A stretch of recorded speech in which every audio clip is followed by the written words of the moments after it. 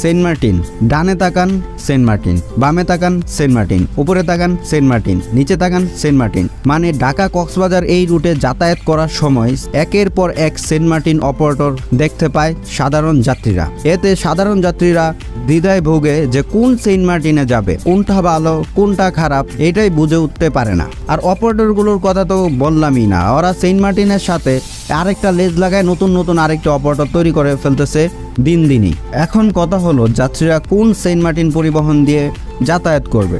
এক Saint Martin পরিবহন দিয়ে যাতায়াত করে বাসায় এসে গালি দেয় আরেক সেন্ট মার্টিন পরিবহন।